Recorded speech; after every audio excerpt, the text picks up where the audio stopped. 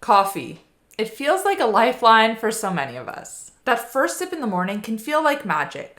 But if you're trying to reverse insulin resistance, here's the question.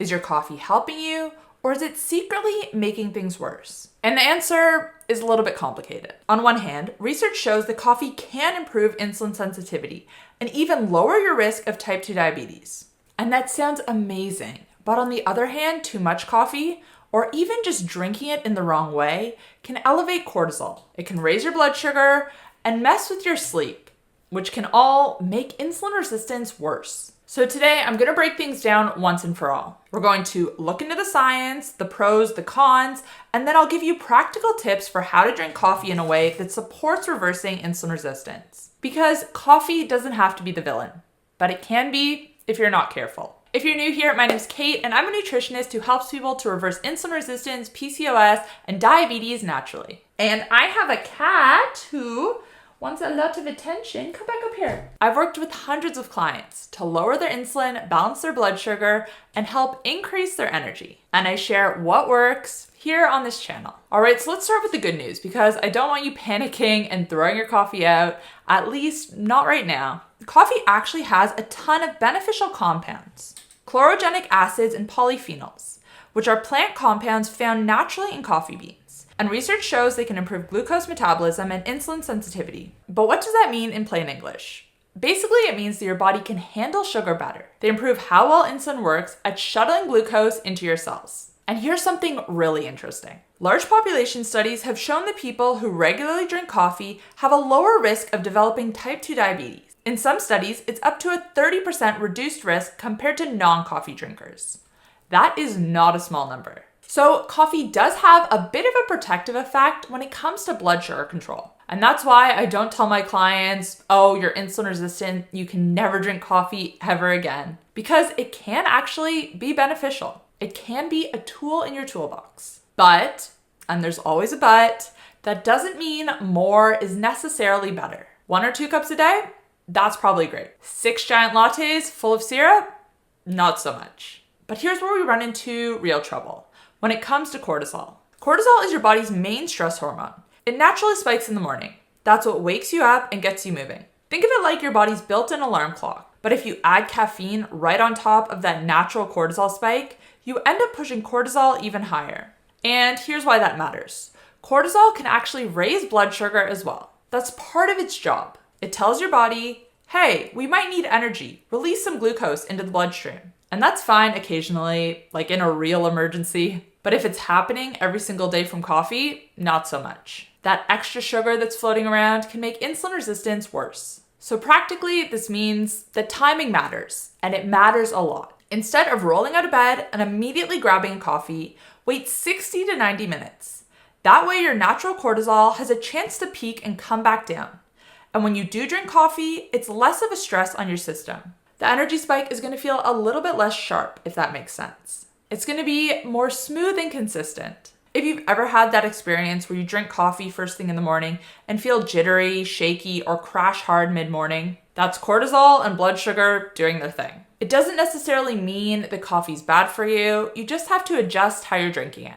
Now let's talk about something that you've probably heard about, but that a lot of people don't give enough consideration into. And that's coffee and its impact on hydration. Coffee is mildly diuretic, which means it makes you lose a bit of water and electrolytes. Not a huge deal if you are properly hydrated, but here's the thing. When you wake up, obviously you haven't had any water overnight, so you're already starting your day dehydrated to some extent. You just went 7, 8, 9 hours without fluids. So if your first drink of the day is coffee, you're not topping up. You're actually putting yourself in a deeper hole. And when you're dehydrated, guess what also happens?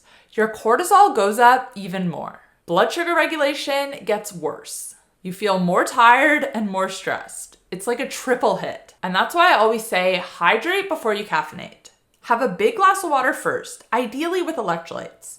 When you give your body water and minerals like sodium, potassium, and magnesium, it's better equipped to handle caffeine. You don't get the jitters, you don't crash as hard, and your blood sugar stays more stable. And that's exactly why I love using Sodi's everyday hydration salts first thing in the morning. I drink them every morning before I even think about coffee. Because hydration isn't just about water, it's about electrolytes too. Sodi gives you sodium, potassium, and magnesium in the right balance for everyday use, which is especially important if you eat a low-carb diet, if you eat a whole food diet, or if you do any variation of intermittent fasting. When you're properly hydrated, caffeine feels totally different. You get the alertness without feeling jittery or wired. So I mix up a glass of sodi first thing in the morning, and then I wait 60, ideally 90 minutes until I have my first cup of coffee. Recently, I've been having my coffee with a little bit of MCT oil mixed in for some additional brain-boosting benefits. If you want to check out Sodi, you can head to healthcoachkait.com/Sodi electrolytes. I'll put that link in the description box down below, and use code HCK15 at checkout to save 15% off your order. They ship worldwide, and like I said, I'll put that link down below. Okay, so how do you actually make coffee work for you instead of against you? Here are my top tips. The first one, which we've spoken about, is to delay your coffee. Wait about 60 to 90 minutes after waking. Let your cortisol come down first.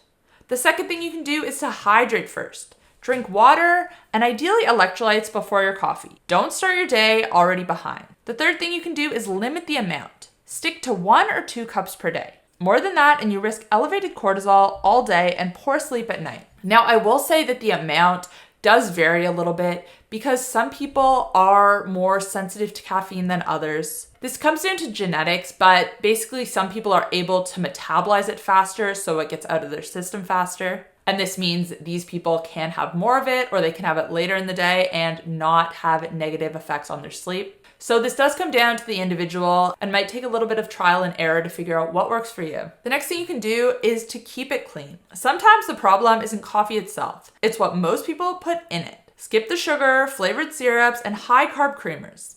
If you need something, go with heavy cream, coconut milk, or unsweetened alternatives. Cinnamon is great too, and it actually helps to lower blood sugar. And finally, you want to pair it smartly. If you're eating, pair your coffee with protein or healthy fat. Don't just have your coffee with pastry or toast. This is like adding fuel to the fire for your blood sugar. Now, coffee isn't for everyone. There are some people who need to be a little bit more mindful about consumption. If you're someone with high stress, anxiety, or adrenal fatigue, caffeine might make things worse.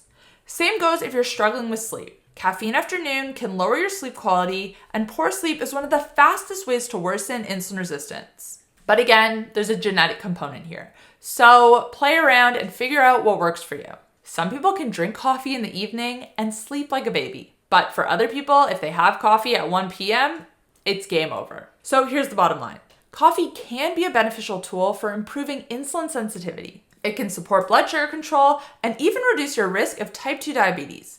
But it's all about how you drink it. If you drink too much or you drink it too early in the morning, this can have a negative effect. But if you hydrate first, wait an hour or so after waking, keep it to 1 to 2 cups, and drink it clean, you'll get the benefits without the downsides. So don't fear coffee. Just use it wisely. Now, I want to hear from you guys. Let me know in the comments down below if you drink coffee and how you drink it, how much you drink it. I'm curious to hear from you. Did you have to make any adjustments to how you consumed it? Did you notice any benefits when you did? I love hearing from you guys. I love hearing your firsthand experience. So let me know in the comments down below. Thank you guys so much for watching, and I will see you in the next one. Bye.